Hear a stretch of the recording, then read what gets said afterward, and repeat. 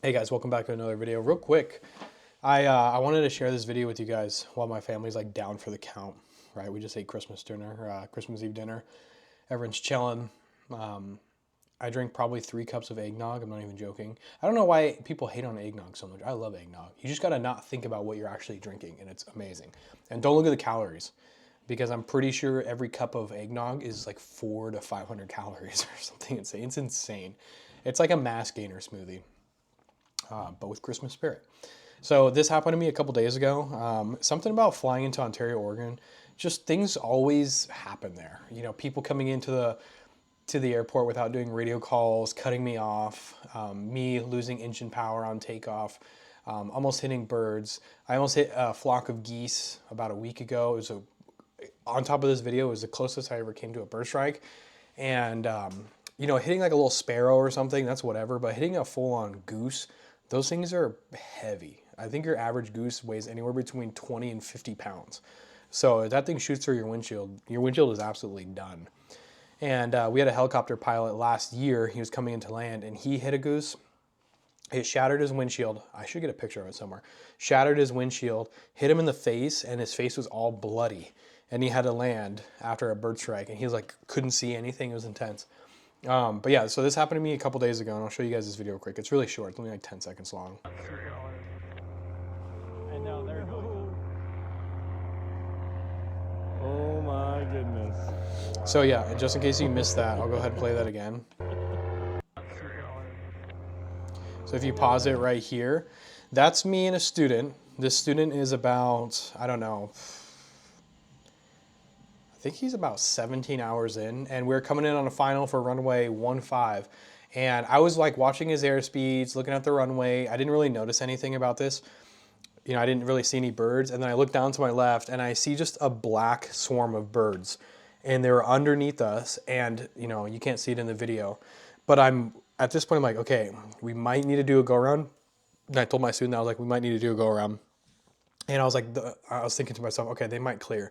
But something about them being in this herd of birds, I don't know what you call it, like a conglomeration of sparrows or whatever kind of birds these are, but they were really confused. And normally they do move, but this time they didn't move at all. And I'm coming in, and then finally I realized, okay, we have to do a go around, because if we continue this trajectory, we're going to fly through, I don't know, there's hundreds of birds here, like 300 to 500 birds that span across the entire screen, and we would have hit at least 10 of them just in that space.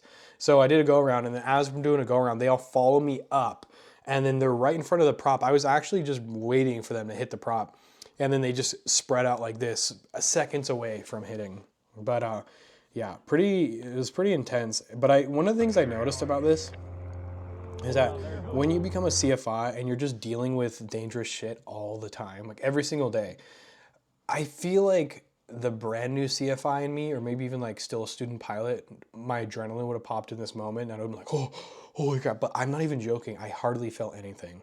And it's just another day at work. And then you can't help but look at what it is you're actually doing, which is one, flying a plane, and then two, being a flight instructor, and just thinking of how crazy it is and how much crap you have to deal with on a day-to-day basis.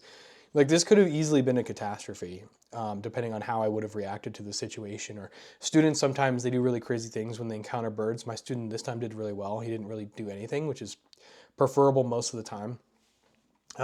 Assuming you can't like dodge it. But you know, what I was worried about here, and I warned him, was that when you're coming down on final, students are always kind of slow.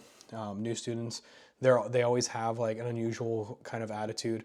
But my point is one time I had a student, we were turning base to final, and I looked at the airspeed indicator, and we were already really slow turning base to final, you know, so we're in that graveyard zone, probably 61 knots. We should be at like 75 going down to 65.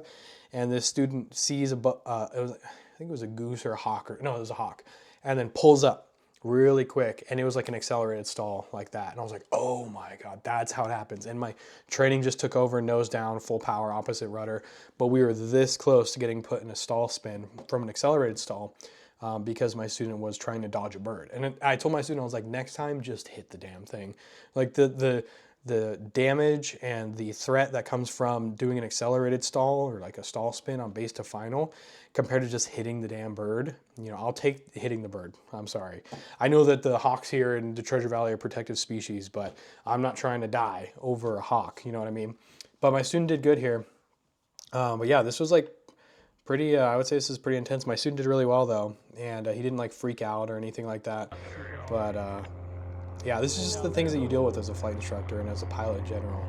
Just little Oh my phenomena like goodness. this. And if you're not dodging the weather, you're not dodging birds. And if you're not dodging birds, you're, you know, just working around maintenance. So anyways, I hope you guys are having a good Christmas and good Christmas Eve. And yeah, so after the new year, I'm moving more towards the private realm of instruction, and I'll be picking up approximately anywhere between 6 and 10 private students, or sorry, brand new students. I don't mean private pilot students. I mean I'm moving towards the private instructor route, on top of like where I actually work now. And I'm going to be able to film all of our flight lessons and create like a bunch of cool videos. I have a few GoPros ready. I got one on the way. I got audio equipment. I got the cockpit voice recorder. It's going to be awesome. I'm really excited to do that. So you guys are going to see that soon. But yeah, I'll see you guys for the next video.